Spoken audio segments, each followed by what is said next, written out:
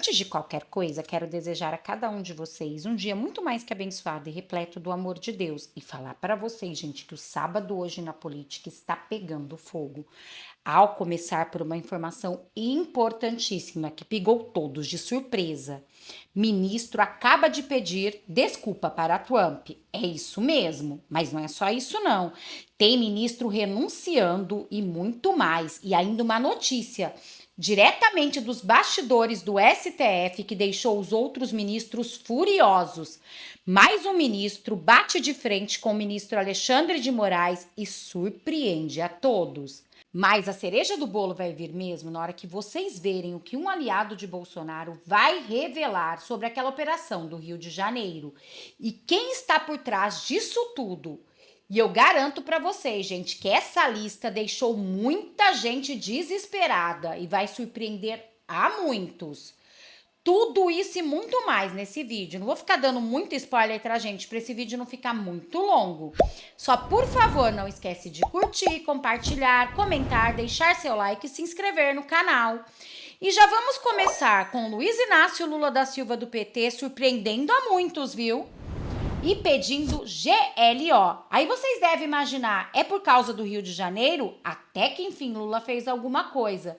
Não é bem isso não. Olha o que vai dizer esse aliado de Bolsonaro. TGLO, na COP30 e a falta dele no Rio de Janeiro, é coincidência? Não se engane, é um projeto. E eu vou te mostrar como ele funciona. Para a elite globalista que vem fazer teatro na COP30, o governo Lula manda 8 mil militares. Para o trabalhador brasileiro que vive em guerra no Rio, o que ele faz? É abandono. Sabe por quê? Porque não é sobre prioridades, não. É sobre alianças. O governo Lula, a grande mídia e o narcotráfico são parte do mesmo projeto de poder. Esse projeto do Foro de São Paulo. Um alimenta o outro. Funciona assim. Passo 1, o teatro. Lula monta a COP30, um palco bilionário para arrecadar dinheiro e agradar os gringos. Passo 2, o financiamento. Esse dinheiro vai para quem? Vai para as ONGs. As mesmas ONGs que abrem um berreiro contra as operações da polícia no Rio. Passo 3, a narrativa. Quando a polícia age contra o narcotráfico, a mídia entra em campo. Transforma terrorista de fuzil em jovem vítima e policial em assassino. Quem é que aparece para validar isso? O próprio Lula, dizendo que traficante é vítima da sociedade. O passo 5, a dominação das polícias. Eles voltam agora a tentar passar no Congresso uma grande armadilha, que é a tal de PEC da segurança. O que ele faz na prática, né? Vai centralizar o comando das polícias de todo o país nas mãos do PT. Poderá criar uma guarda bolivariana, de modo que nunca mais veremos operações reais contra o narcotráfico, apenas contra os opositores do regime, exatamente como acontece na Venezuela. É um ciclo perfeito de cumplicidade. O dinheiro da COP financia quem defende o crime e o projeto de poder da esquerda. A mídia inverte a narrativa, tentando manipular a opinião pública. E o governo Lula age para desmantelar a atuação das forças de segurança contra o crime.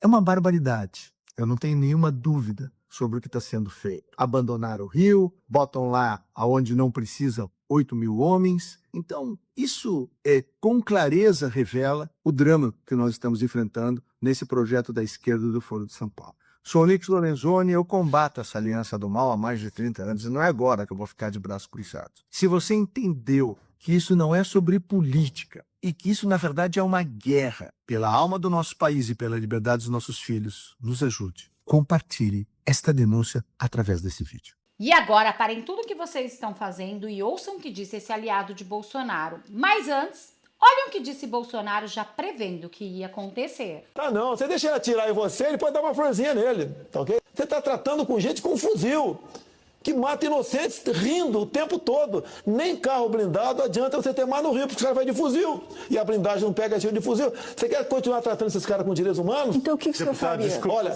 se o Congresso me der o excludente de ilicitude, pode ter certeza, você nem precisa das forças federais. O nosso próprio policial militar e policial civil dá conta dessa questão. Então não precisa nem de... Não, você não vai matar não. Você deixa ele atirar em você, ele pode dar uma florzinha nele, tá ok? Não vai matar, não. Você deixa ele atirar em você. Perfeito, né, gente? E agora, olhem esse. Perseguição da esquerda. Que nós sempre fomos o último obstáculo para o socialismo. Por isso, a perseguição. A gente, para implantar esse socialismo, levaria uns 30, 40, 50 anos para implantar. Precisamos plantar agora para colher daqui a alguns anos. É nisso que eu aposto e é para isso que eu trabalho. Construção de uma sociedade socialista. Olha, nós sempre sonhamos com isso, né? Quando vejo uma pessoa na rua, eu sei o que essa pessoa está passando. Tem consciência o que esse povo está passando. É só isso aqui que tem, Adriano. A única coisa que está quente aqui é o alumínio. O Chaves pensava muito, mas muito mesmo, no seu povo e sobretudo no povo mais pobre. Instituí com o Chaves que a gente pudesse fazer 3 ou 4 reuniões por ano entre Brasil e Venezuela, para que a gente pudesse convencer os empresários brasileiros a fazer investimento na Venezuela. Daí porque surgiu a ideia da refinaria Abel e Lima. Mas eu penso que a passagem do companheiro Chaves pelo governo da Venezuela valeu a pena. É porque não he comido carne 3 igual. Já percebeu? O governo brasileiro usa toda a força do Estado contra manifestantes e cidadãos comuns, mas fecha os olhos para grupos armados que agem como terroristas. Ou melhor, eles são terroristas. O Comando Vermelho não é mais só tráfico de drogas. É uma rede com conexões internacionais, inclusive com cartéis colombianos e grupos do Oriente Médio. O governo do estado do Rio de Janeiro entregou um relatório aos Estados Unidos da América classificando o Comando Vermelho como organização terrorista transnacional. A CNN confirmou. Esse documento foi entregue ao governo de Donald J. Trump. Enquanto isso, o Brasil diz, não é terrorismo, é só crime comum. Mas o crime comum já virou guerra. E o Rio de Janeiro, um campo de batalha. A Subsecretaria de Inteligência da Polícia Civil do Estado do Rio de Janeiro mostrou que chefes de facções de vários estados se escondem em favelas do Rio de Janeiro. Pará, Goiás, Minas, Alagoas, todos eles ligados ao Comando Vermelho. Isso é uma estrutura de guerrilha, não de quadrilha. E a ABIN confirmou conexões com cartéis e redes internacionais. Agora, compara a rapidez das ações do STF. Em poucos dias, centenas de pessoas que estavam no 8 de janeiro foram presas. Mas quando se trata de PCC, Comando Vermelho ou gente ligada ao Hamas e Hezbollah, o silêncio é ensurdecedor. Tem até gente na lista da Lei Magnitsky, sancionada pelos Estados Unidos, que continua com empresas ativas no Brasil. E, pasmo, não estou falando do Alexandre de Moraes. E ninguém toca neles. Nenhuma investigação, nenhuma sanção. O que o Rio de Janeiro está fazendo é histórico. Chamando as coisas pelo nome certo. Narcoterrorismo. E o recado do governador Cláudio Castro é claro. Ou some ou suma. Narcoterrorismo não é política, é uma questão de soberania. Compartilhe. O Brasil precisa entender e acordar para compreender quem é o verdadeiro inimigo. Ela é a gasolina desse legislativo corrompido e bandido, desse executivo corrompido e bandido e desse judiciário corrompido e bandido. É um dever fazer que esse jornal aqui cresça. É um dever, porque eu, Lacombe e Max, nós precisamos enterrar essa imprensa canalha que defende terrorista. É um dever. O povo não merece um jornalismo que fica defendendo terrorista. Começou defendendo ladrãozinho. Depois começou defendendo assassino. Agora defende ladrãozinho, assassino e terrorista. Gente que degola a cabeça dos outros. Pelo amor de Deus. Jornalismo canalha. Maldito, desgraçado, demoníaco. Xingar esse jornalismo é pouco.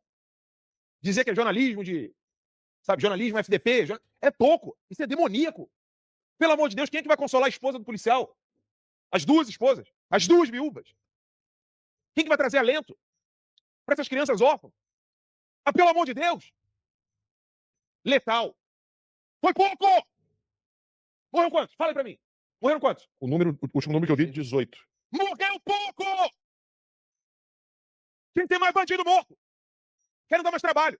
Aí pode lá o Legislativo, o Judiciário, o Executivo, fazer todos os arranjos. Quero ver fazer lei pra quem tá morto ali, ó, debaixo da copa. Tinha que ter morrido mais. Mais bandido. Tinha que ser assim, ó, 200, 300, 400, 500 mil. Morreu pouco. Pouco. 22. Pouco. Pouquíssimo. Esse é o jornalismo que tem que existir. Não é o jornalismo que vai falar da viúva do policial. Não é o jornalismo que vai falar das crianças órfãs. Que vai ver a foto do pai. O que teu pai estava fazendo? Derramando sangue para dar segurança para aquela vagabunda daquela jornalista que ficou falando mal da operação dele. Imagina o coração de um moleque desse.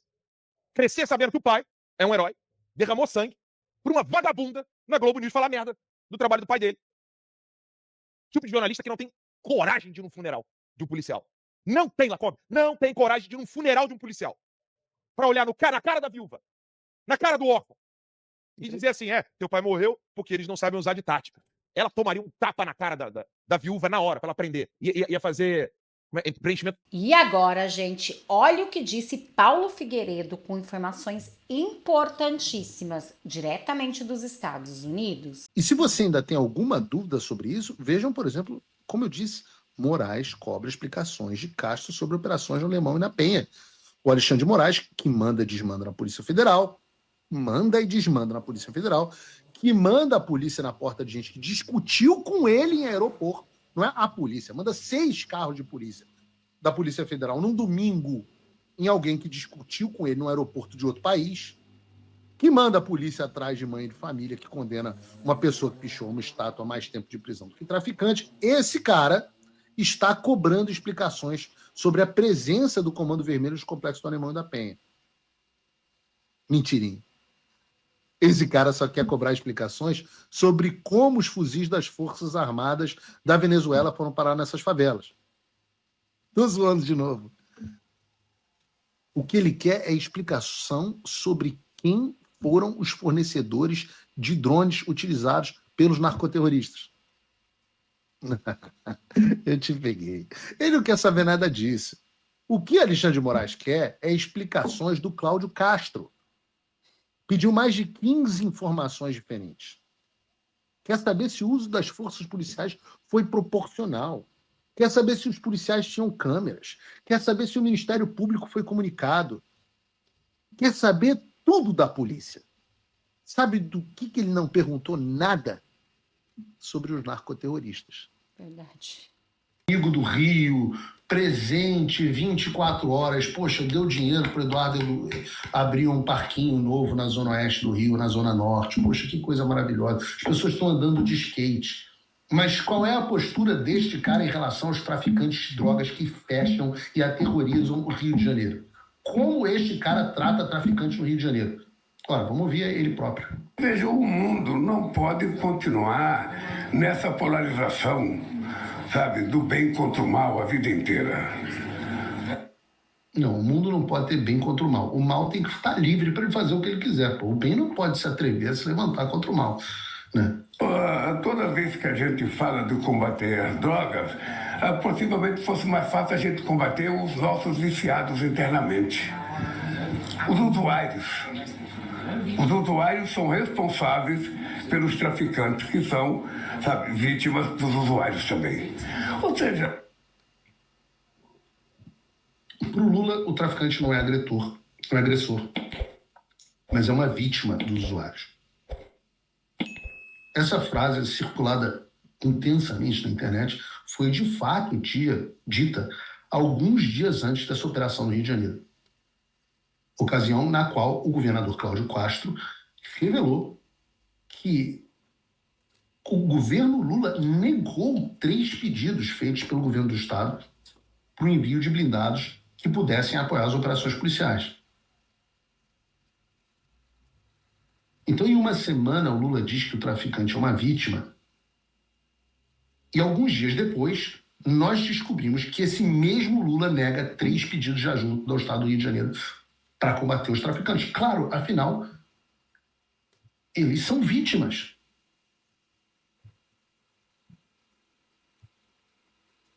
É impossível, a essa altura do campeonato, que o Lula não entenda que as organizações narcoterroristas, e eu acho que a gente vai entrar nisso, se o João tiver... aliás, vamos entrar. As organizações narcoterroristas não apenas traficam drogas mais. Hoje elas dominam territórios e extorquem a população. Essas pequenas vítimas, hoje milícia, tráfico, é tudo mais ou menos a mesma coisa. O tráfico, a milícia faz tráfico, o tráfico age como milícia. Extorquem a população em todo o Brasil. E qual teria sido a razão para o Lula não atender esses pedidos? Qual teria sido a razão para o Lula se negar a combater o narcoterrorismo? Ora, eu não tenho a resposta para isso. Talvez vocês no chat tenham. Eu vou me limitar a lembrar de alguns casos. Em junho desse ano, por exemplo, o Lula e a Janja estiveram na favela do Moinho, na região central de São Paulo. O detalhe, até aí tudo bem, mas qual é o detalhe? A visita foi viabilizada após reuniões de integrantes do governo Lula com a Associação da Comunidade do Moinho, que é uma ONG ligada, por sua vez, a quem? Ao primeiro comando da capital. Coincidência, A né? sede dessa ONG foi utilizada para guardar drogas para o PCC e a presidente da ONG é irmã do antigo líder do tráfico da favela. Irmã! Não, mas é tudo coincidência. Vocês lembram, por exemplo, exemplos aleatórios.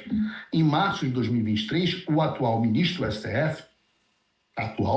STF, lembra, falamos de STF agora há pouco, o atual ministro do STF, que na época era ministro da Justiça e Segurança Pública, sobe o Morro da Maré, no Rio de Janeiro, o Morro não, o Complexo da Maré ali, né? A região da Maré, para participar de um evento de uma outra ONG,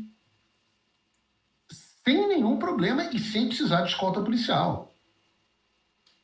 Ora, a Maré é dominada pelo Comando Vermelho e pelo Terceiro Comando, que são as duas principais facções do Rio de Janeiro, e aí receberam o ministro nessa tranquilidade. Falamos sobre isso, mas não podia nem questionar isso na televisão.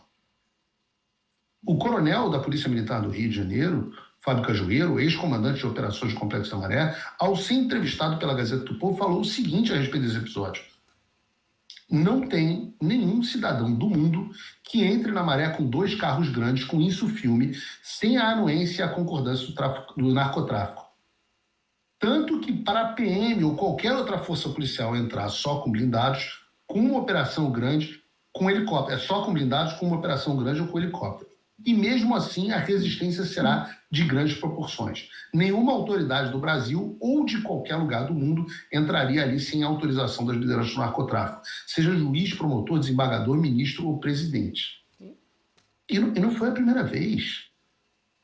Eu me lembro no ar, na Jovem Pan, tendo essa discussão com o energúmeno, quando em outubro de 2022, em pleno segundo turno da campanha presidencial, o Lula, junto com o senhor Eduardo Paes, subiu o Morro do Alemão, que, como já vimos, é controlado pelo Comando Vermelho. Não precisou de escolta policial militar, não precisou de nada do tipo. Um dos lugares mais perigosos do planeta. É muita coincidência. Eu posso ficar aqui... Lembram do caso da dama do tráfico, a Luciana Barbosa Farias, né, cujo marido é um dos líderes do Comando Vermelho no estado do Amazonas? Ela e o marido foram condenados em 2022, antes da visita. Estou falando da visita em Brasília do governo Lula a essa senhora. Foram condenados por lavagem de dinheiro, associação para o tráfico, organização criminosa. Recebidos sem problema. Esse é o mesmo governo que nomeou como ministro do Turismo a deputada federal Daniela do Vaguinho, esposa do ex-prefeito de Belford Roxo, Vaguinho, que fez campanha política em apoio ao Juraci Alves Prudêncio, o Jura.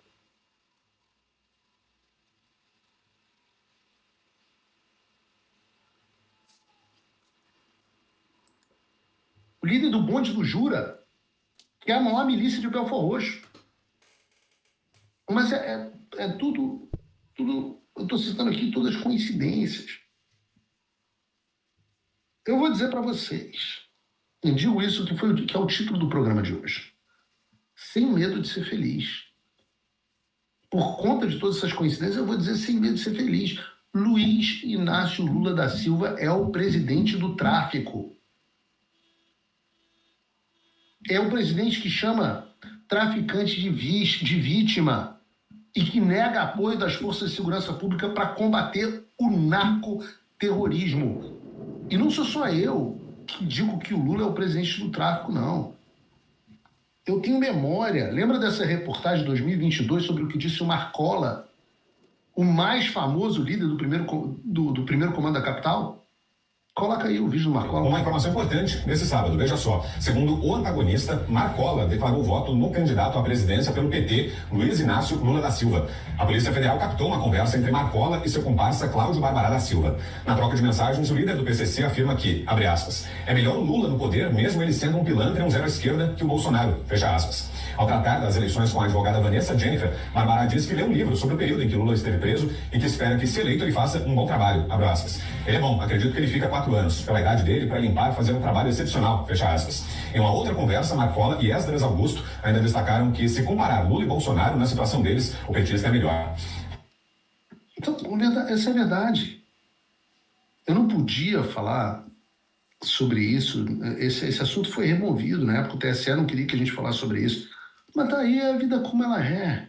Reportagem removida. Vocês vão remover a PQP. Tá aí a vida como ela é, a verdade sempre aparece. Gente, olha só que legal isso daqui. Enquanto a esquerda sai em defesa de criminosos e do crime organizado, a direita se une contra o crime organizado, se une para enfrentar a criminalidade. Governadores lançam consórcio da paz para reforçar segurança pública. E eu achei muito legal isso daqui, primeiro, porque é a união da direita. Governadores de direita se unindo em prol do Brasil. Segundo, porque é o fortalecimento dos estados. Nas democracias, o melhor formato de democracia é o fortalecimento dos estados. Enquanto o socialismo, e esse é o projeto do Lula, quer todo o poder na União, o governo federal quer ficar com todo o poder. O governo federal quer ficar com a segurança pública, quer ficar com os impostos e tributos, quer ficar com a saúde. No socialismo é assim, né? Todo o poder nas mãos da União, enfraquecendo os estados. Veja que a direita quer o fortalecimento dos estados. Estados com segurança pública forte. Isso daqui é uma notícia maravilhosa. O governador do Rio de Janeiro, Cláudio Castro, anunciou a criação de um consórcio da paz entre estados para integrar ações de segurança pública. Olha só que legal. A proposta é que a sede do grupo seja no Rio. Eu achei muito legal isso daqui. Com foco em troca de informações, apoio logístico, olha só que sensacional, e cooperação entre forças policiais. Achei realmente muito legal. E toda a imprensa está repercutindo. Jornal com viés de esquerda. Em reunião no Rio de Janeiro, governadores acusam Lula de omissão na segurança. Olha só isso daqui. É exatamente isso que aconteceu. Lula negou apoio à operação do Rio de Janeiro. Não enviou o exército, não enviou a Força Nacional e agora, como vocês viram no vídeo anterior que eu postei, está inclusive jogando contra e criando problemas na investigação, criando problemas para o governador Cláudio Castro e incentivando toda a sua cachorrada a ir contra, a atacar Cláudio Castro. Mas não vai conseguir porque a direita voltou a se unir. Isso daqui é maravilhoso. Aí, segue os noticiários. Olha só. A polícia diz que pessoas que tiraram corpos de mata serão investigadas. Isso aqui está certo também, tá? Por quê? Olha só. O Código Penal brasileiro, artigo 347, diz que isso é fraude processual.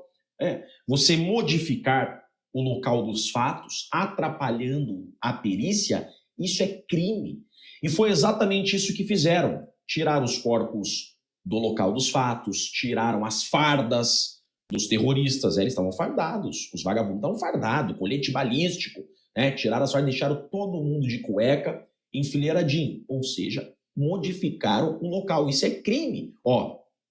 Artigo 347 do Código Penal, inovar artificiosamente na pendência de processo civil administrativo o estado de lugar de coisa ou de pessoa. Foi exatamente o que aconteceu. Com o fim do quê? De induzir a erro o juiz ou o perito. Foi isso que fizeram. Tá? Induzir a erro o juiz, se vitimizar. Então tiraram a farda dos vagabundos e deixaram de cueca.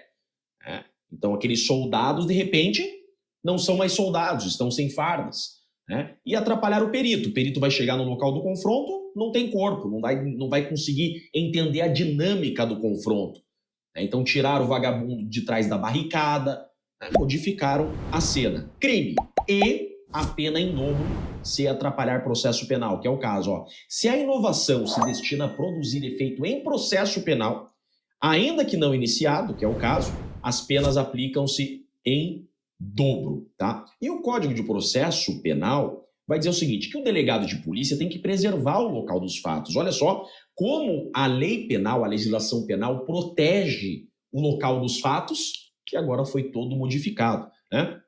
Logo que tiver conhecimento da prática da infração penal, o delegado deverá, inciso 1, dirigir-se ao local, providenciando para que não se altere o estado de conservação das coisas, até a chegada dos peritos. Nesse caso do Rio de Janeiro, modificaram toda a cena, olha, empilharam todos os corpos, tiraram fardas, tiraram colete, né, tiraram botas táticas, mas tem mais uma observação que eu quero fazer aqui com vocês. Gente, vocês estão vendo essa formação aqui de corpos um do lado do outro?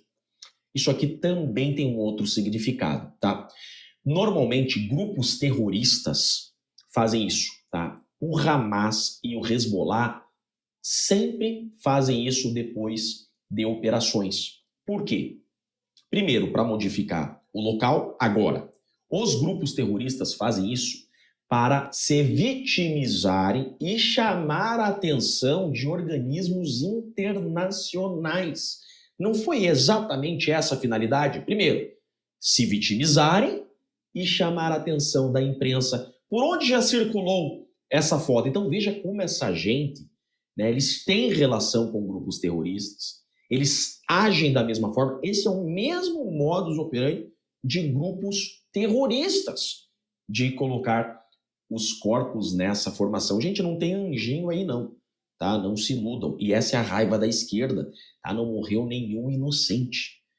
Tá? Então agora o ministro Alexandre de Moraes está se dirigindo, né, para o Rio de Janeiro para investigar, né? Tem que investigar primeiro os terroristas que sequestraram o Rio de Janeiro. 60% do Rio de Janeiro já está nas mãos de facções criminosas, né? 60% do Rio de Janeiro já não está sob controle do Estado formal. Então, deveria o STF estar preocupado em investigar o crime organizado, mas haverá investigação contra agora o governador, agentes de segurança pública. Agora, esse modus operandi aqui mostra que nós estamos lidando com terroristas. Já não é mais um confronto polícia contra crime organizado. Não, isso daqui é narcoterrorismo, tá bom? Eu sou Jeffrey Chiquini, eu sou advogado e deixo aqui um grande e forte abraço. Bom, gente, aqui Paulo Figueiredo destrinchou toda a verdade. E vocês concordam com ele? Deixa aqui nos comentários.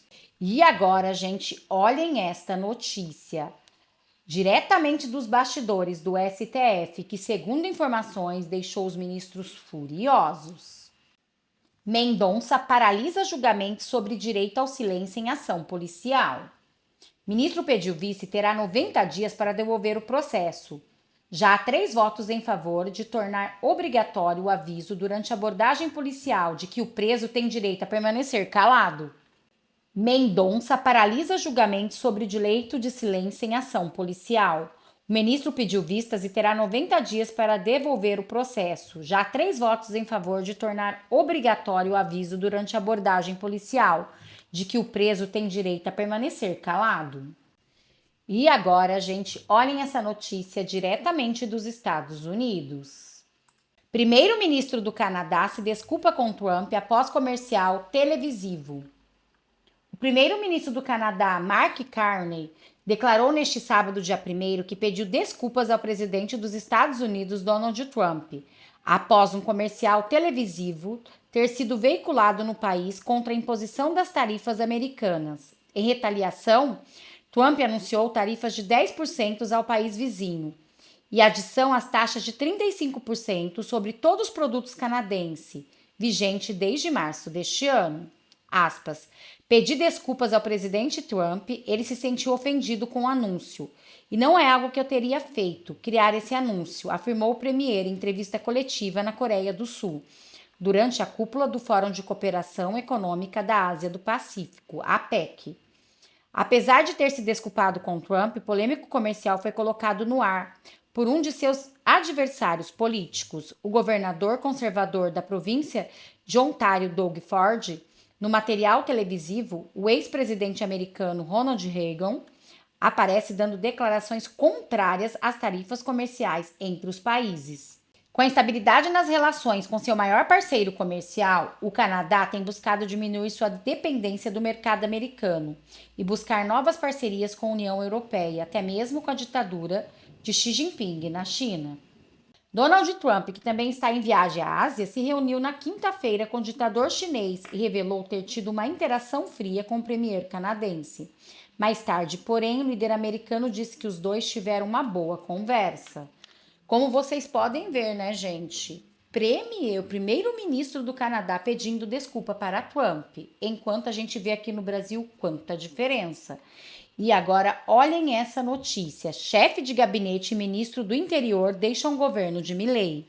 Renunciou ao cargo.